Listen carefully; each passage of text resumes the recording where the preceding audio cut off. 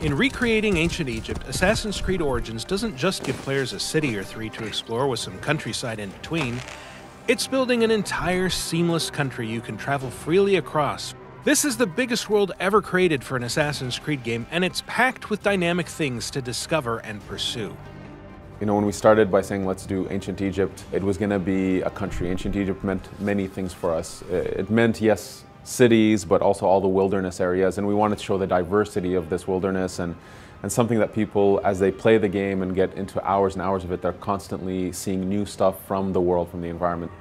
The team began with a world around the size of Assassin's Creed 4 Black Flags, with one important difference: it's all land.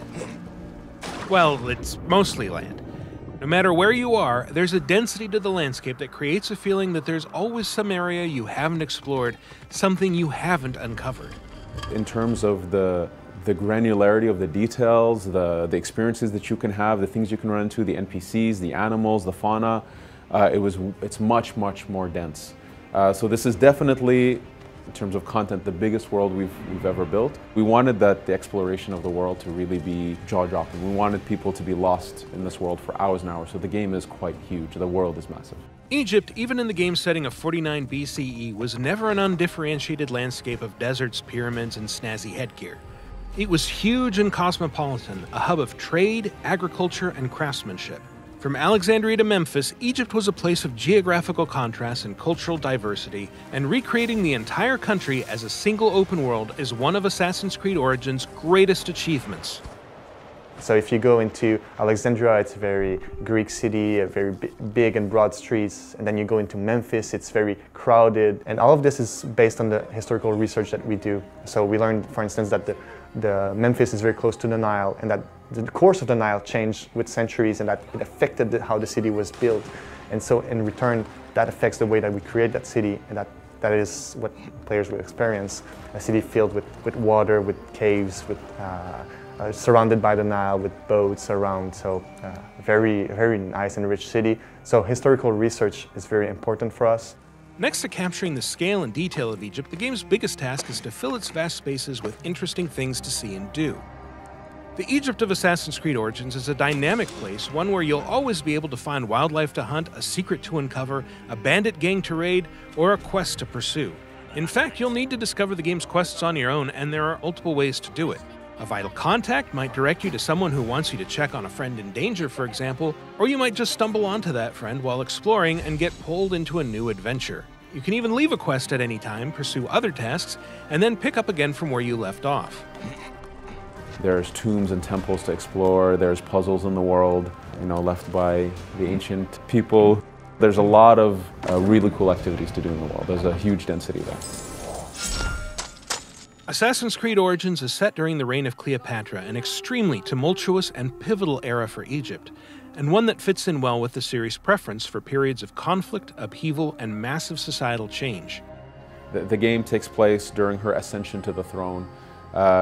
During this time period, her father, Ptolemy XII, had passed away, and so he left the country into the hands of Cleopatra and her brother, Ptolemy XIII, who's the boy king. And right away there was conflict and strife and a civil war between the two, and Cleopatra gets exiled. And so we catch up to her in our context when she's exiled, and so she's on her way to reclaiming her throne. Pretty much everyone in Cleopatra's family has been assassinating each other's, so that creates this unique set that's tremendous to create a story and to go around all of this plot. Ptolemy XIII appears to have the full support of a masked secret society calling itself the Order of the Ancients, and since history tells us the Boy King's power grab was orchestrated mostly by his advisors, it's likely the masked men are behind the civil war itself. The Order of the Ancients are trying to control Ptolemy XIII. They believe that he's younger and weak and that they could manipulate him easily. However, they're a secret society, and they will always be in Bayek's path, and so you will have to make your way through that.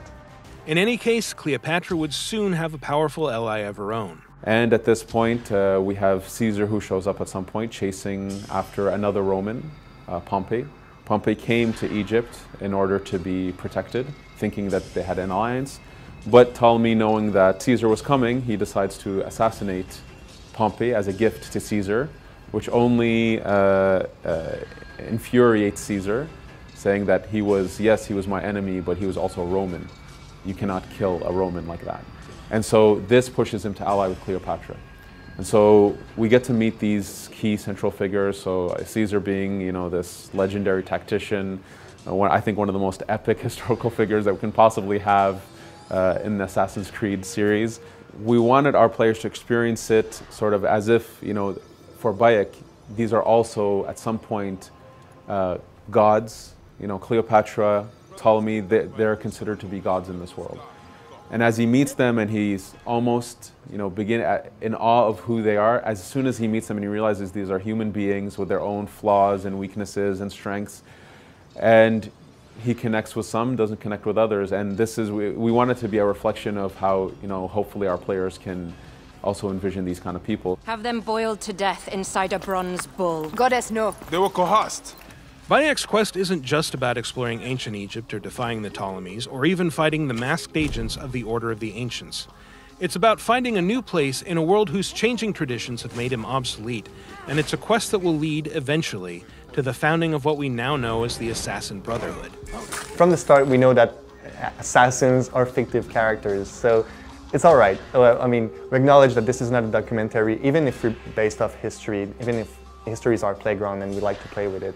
So Bayek, within that environment, even though he's fictive and he interacts with real people, we try to make it believable. That really roots him into the realm of Egypt. Assassin's Creed Origins is coming October 27th for Xbox One, PlayStation 4, and PC. To find out more, check out the other videos on this channel and visit us at Ubiblog.